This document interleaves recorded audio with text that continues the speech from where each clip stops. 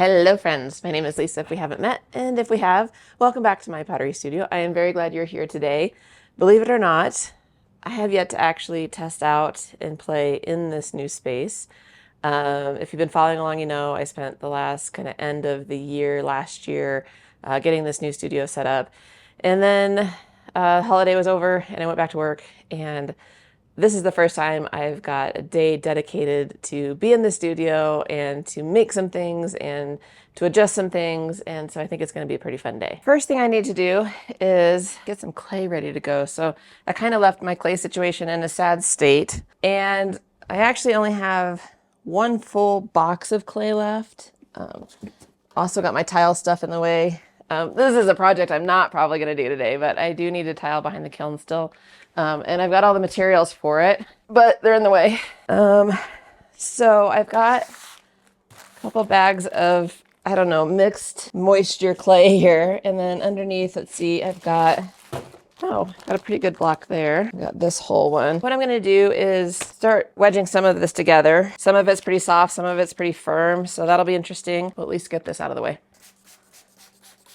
So this is a wedging block that I like to use. It's just a box that I filled with plaster and I put canvas over the top of it. And that way, if you have really soft clay, you can wedge on it and it'll pull some moisture out. And if you have really hard clay, you can just wet it down and then it won't pull moisture out. So you kind of have a lot of flexibility. So I think what I'm going to do, because I have some really soft clay, I have some really hard clay. So I'm just going to start breaking it up into a lot of pieces.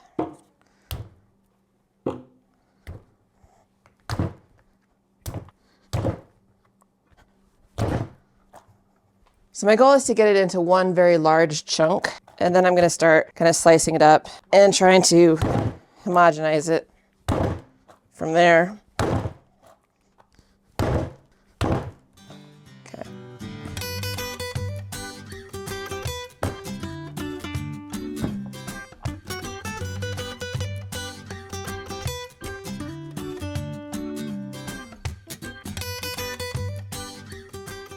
Okay, you can see how this clay is like starting to come together, but it's very obvious that this is the drier clay, this is the wetter clay. But our goal is to get that completely kind of homogenized. So it's going to take a bit.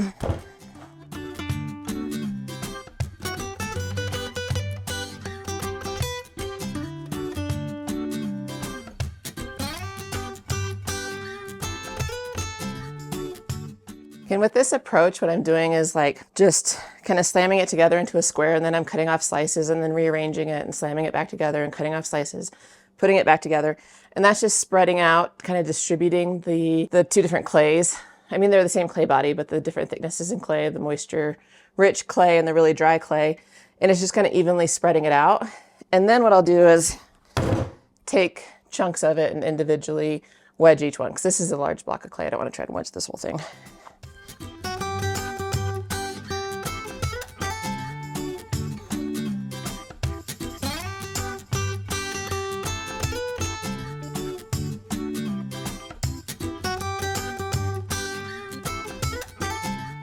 If this table moves a lot, it might be getting rebuilt. I'm just saying.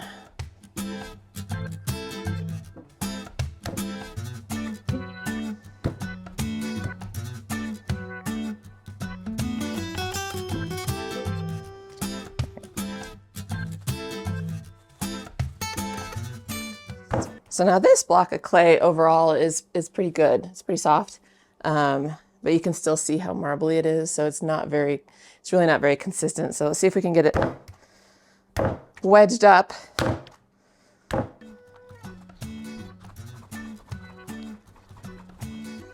You can check every once in a while. Just cut it in half with your wire tool. You can kind of come over and see how we're doing. I still see some of that marbling effect, so we're not there yet. So another trick I'm going to show you real quick. So this square of clay, it was just a bit stiffer, had a bit more of the drier clay body that I'm mixing into it. And so I'm noticing that it's going to be hard to wedge. So what I'm going to do to add some moisture is kind of the same thing, where I slice a little bit off, just a little thin sliver. Spray some water on it. Kind of keep repeating. So a little, oop, a little bit out, spray some water in between, squirt it again. This is for those situations when you're in kind of a desperate state and you don't have a lot of clay and what you have isn't great to work with and we need to get it to a great place to work with. You can do a lot of other things too. You can like poke holes in it and try to like put water in the holes. But I do that and I kind of slap those layers all together, flatten it out, and then try to come back and wedge it again. And you'll notice that it just introduces enough moisture. So it has come to my attention that not everybody throws with 2 water buckets. I didn't know that. I thought we all did this, but several of you have asked why I have 2 water buckets when I'm throwing. And the answer is because it's a luxury and I'm a princess, I guess. No, it's very, very nice to have a large bucket of water off to your side while you're throwing, in my opinion, because as you need to and as you want to wash your hands off, I have a big sponge in here with me. I can sponge down. I like to clean my wheel kind of periodically throughout the throwing day. And then when you're done for the day, you can do a pretty good clean of your wheel and your tools in the bucket. And then what I do is I take the bucket over to the sink and I set it off to the side for 24 hours and I let all the clay settle to the bottom of the bucket. And that way, the next day when I come in, I can pour the water off the top and then the sludge, the clay that's in the bottom, I pour into my slop bucket, and that helps me keep a lot of clay from going down my drain. That's why, but it's also just really, really nice. And I usually have warm water, particularly if it's cold. I have not yet thrown in this setup, so I'm realizing I'm missing my brick. Ugh.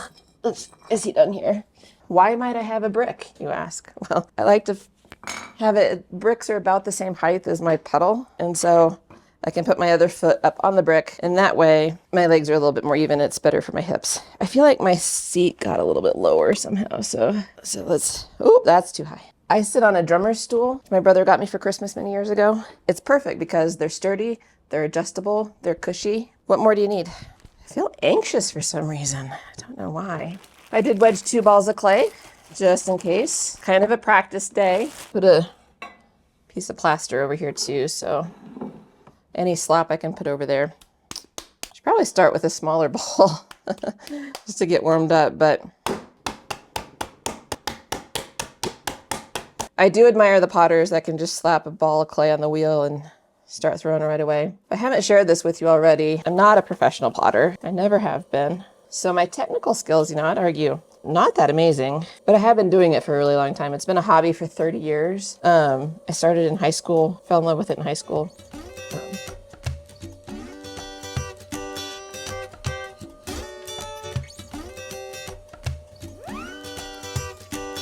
So over the years, I've had to figure out a lot of things, navigate all the issues, all the challenges. And a lot of that work and effort happened before YouTube was a thing. And so now that we have this wonderful world, that'd be fun to create a channel for anyone that was getting started in clay. Not necessarily to be a teacher. So again, I have some imposter syndrome, kind of feeling like I'm good enough at this to be a teacher of it, but just to be supportive and encouraging and share the things that have worked for me in the past. But hopefully all of you are back in your studios. Hopefully classes have resumed for you if you're in a community space. Oh, the other question I get a lot about my tool holder, and they were originally designed for drying baby bottles, like when you wash out baby bottles. I don't remember where I found it, and I'm sure I'm not the only one that uses it, but they're fantastic for holding your tools. And I do have them linked below. I have an Amazon link for it below. A lot of things that if you see me use, I try to put a link for it. And if you ever see something that I haven't linked, just let me know and I'll make a link for it. So my objective, I have a fake plant over in the corner. I got the Hobby Lobby for a little decor, and I'm just gonna throw a vase for it, or a pot for it. So try to make it kind of look like a flower pot. I won't put a hole in the bottom because I don't have to water it. I decide how wide I need it. I should have measured the darn thing before I started. I can see it from here though, and it doesn't look like it's more than, of course we got to plan for the shrinkage. So I want to make sure that this base is going to be big enough for that. It's just like one of those fake plants you get. I'm gonna open this up even more just to be safe. I think that ought to be enough. Okay. Now a lot of you also, I heard praying at 6 o'clock was new.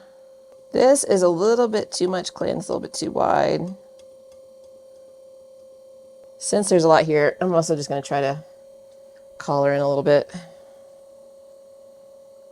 So we want to get back to that volcano shape.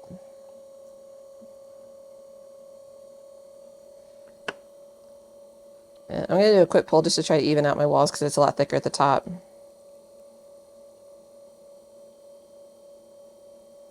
And then we'll try to do a really good moving pull. Okay. Not too bad for first time in weeks, but I have a thin spot at the bottom I can already feel. And the bat's causing me some trouble. You know what I wish I would have done? Which I should put my bat mate under here, because this plastic bat, they're not always my favorite. They're convenient, but they can kind of rattle, and that's what I'm finding. And so, to make my life easier, it would have been better if I did this first. If you don't have one of these, I've talked about them in the past. They are awesome. Feels like a ShamWow. They dry stiff, but when you soak them in water, they get all floppy again. And then they have these holes for the pins. So if you put it in between your wheel head and your bat, it kind of helps keep your bat from rattling around. What a time to be alive, right? So that's going to keep that bat from like, ooh, ooh on me. This is about 3 pounds of clay, and that's enough to get it to.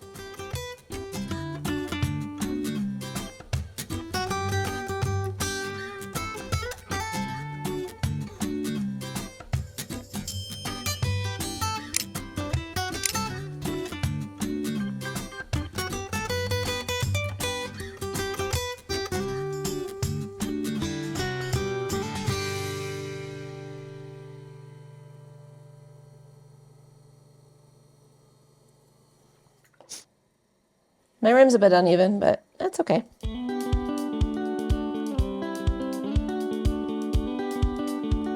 right, I think for height, again, I should have measured that over there before I started, but I think height-wise, we're gonna be good. But I do want it to kind of come up out a little bit more. What would be a good rib for that? Good old trusty wood rib. So the water in the front's nice because, you don't have to reach across.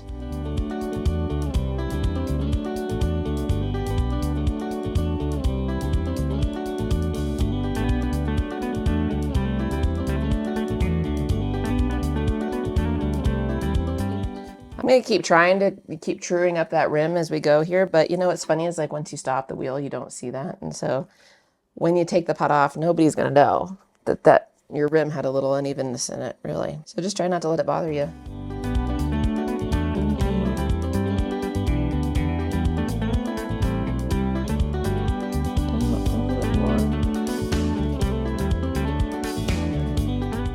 And what I kind of want is that, I don't know, a traditional flower pot sort of shape. I'll have a little foot on the bottom, but I do want to flare out this rim and have like a really distinctive line, like right here from the body to the lip.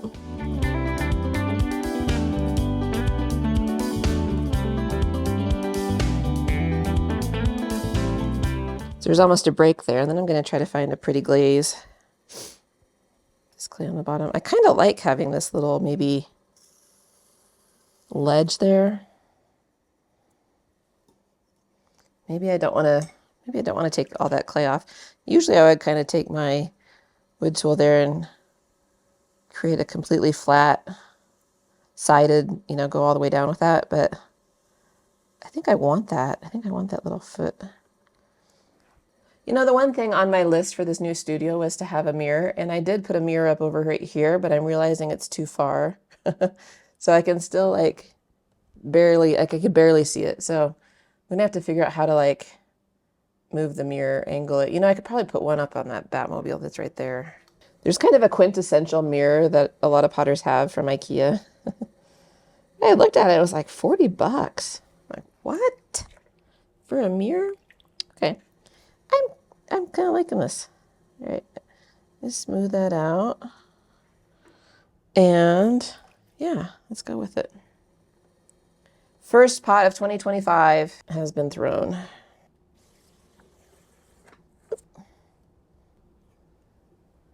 There we go. Good little flower pot. And if I was thinking, I could actually, so we'll do one more. And unless something interesting happens, I'm just going to fast forward this. So see, wash off my hands.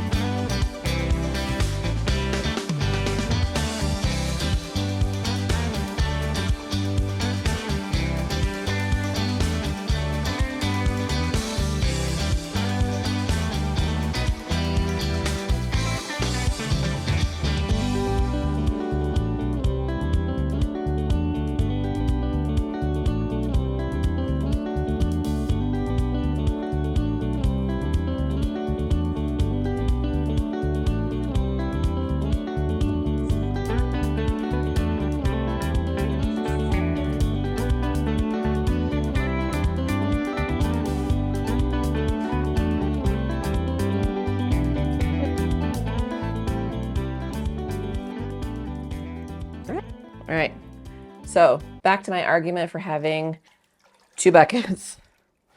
Now that I am done for the day, I can wash off all the crusty clay on my hands. Right over here.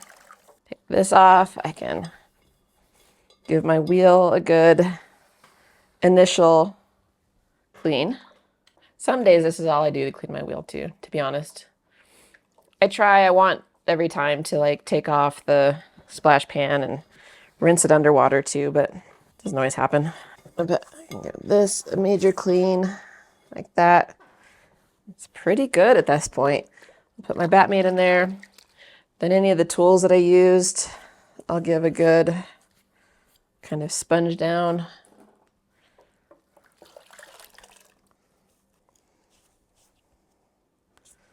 And then I can take all of my tools over to the sink and just rinse them off, just get a little bit of that haze off of them. And I take my other bucket, just put it right in here. I give the rest of my wheel a wipe down, but then like before I even stand up, my wheel is pretty clean for the next round. And if that's all I do one day, I'm still good with that. I don't know. If I haven't made the case yet, get a second bucket. It's feeling good to have some throwing under my belt for the year already. I'm loving the new setup. Next up today, plenty of time and plenty of energy. So there's some chores that I want to tackle. Debating, one of the things I love about this big island that I'm standing at right now is that it's huge, but it's also 2 different butcher blocks that are sitting next to each other.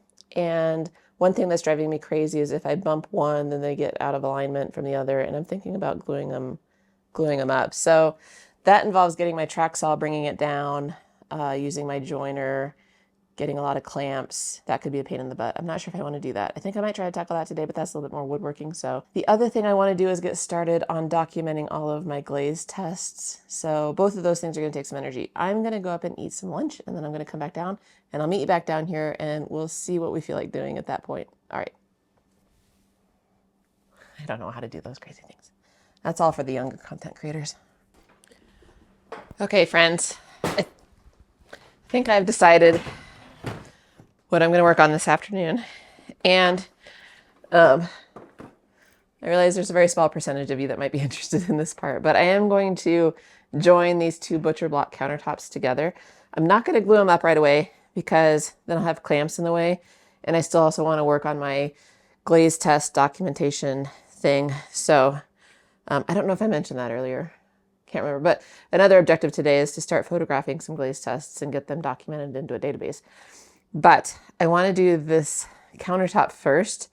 And then when I'm done for the day down here, I'll actually glue and clamp it together. But first, I need to cut a straight edge on each of the two pieces of the butcher block. So I've got out my track saw. I'm going to do that. And then I'm going to use a joiner tool to create some like mortise and tenon joints in between the two. And then they will hopefully come together perfectly level and even. And I can glue them in place like that when I'm done.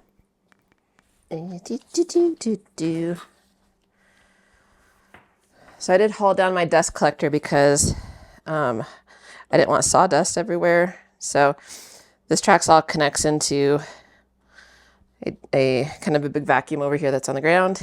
And as I go along making this cut, it should suck up all of that dust that it's going to create. I'm not going to try to cut off too much of the butcher block. I just want to cut off enough that I get like a straight edge. Okay, so I've checked both sides and made sure that this is pretty square. Double check the other side.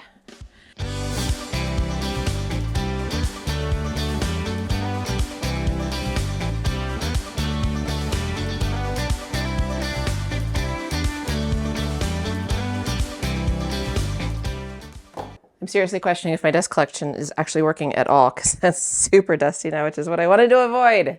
What we accomplished with that, and you probably can't tell on the camera, but this is a completely flat edge. I need to do the same thing on this other piece.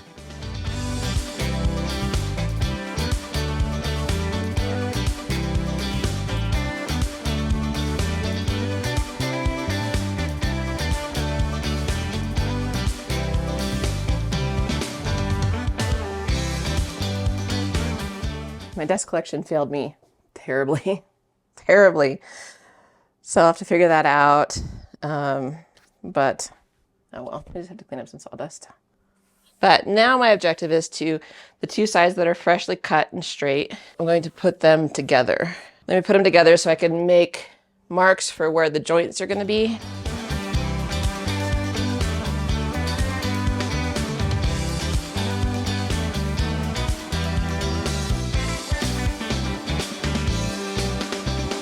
You may still be able to see the seam, but my goal is to not see the seam. And this is definitely looking a lot better already. So what we get to do now is mark for our dominoes. And I'm going to try to do, I should probably do a number of them. And these help with alignment and they're going to give the joint some strength. The good news is there's nothing wrong with my dust collector. The frustrating thing is just it was on the lowest setting possible, so it wasn't actually trying. It wasn't even trying. All right, I'm going to use a tool called a Festool Domino. This is definitely more in your woodworking world. This is not a pottery activity at the moment, but what this does is it cuts out a mortise in my board so that I can insert this domino, this little like biscuit domino cookie thing, and it will on each side, and then this will hold it together. So I'm going to show you. I'll show you here. It'll be easier to see.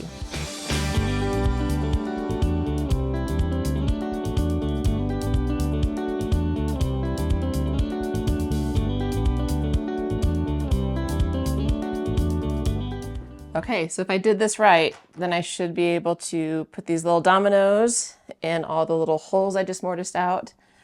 And these two tabletops will line up nicely. Oh, watch my fingies.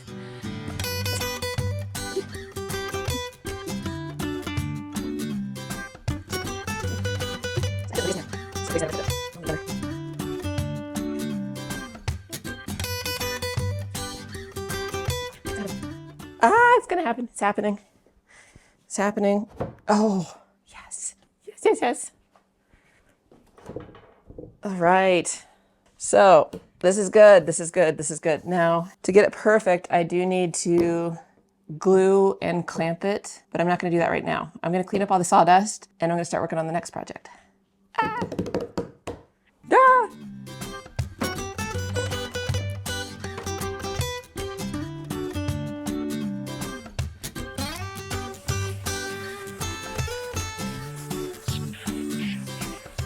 It definitely feels like I should be cleaning clay dust, but I guess you're always cleaning something in the studio, right? So it is what it is.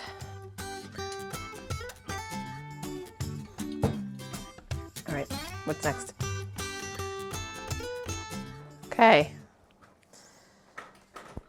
Something you guys didn't see me move back into the studio is all of my test glazes, my test tiles for all the glazes that I've formulated in the past. And the reason I didn't move them back in is because I really don't actually want them in here. So what it is, and the next project I'm going to set up, this is a project that's going to take me probably many hours to do. But these are all the little tests of glazes that I have formulated. And I have a record of all of these in a spreadsheet somewhere on my computer.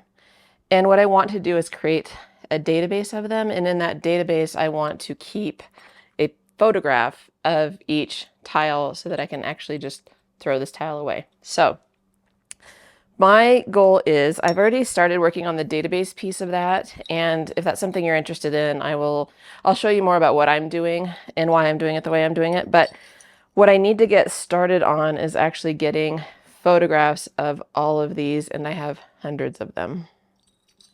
So what I'm going to do to set up for this, I purchased these kind of fake backdrop boards. You've probably seen them advertised online. There's a couple different brands. This one is from, I think the company's called V-Flat.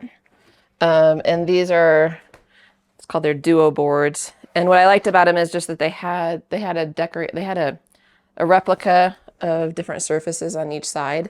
So you can have a lot of different variation if you want. Since this is just for my own kind of thing, I don't really care too much. I just want it to have a lighter background so that I can get a good, accurate representation of the color and the glaze.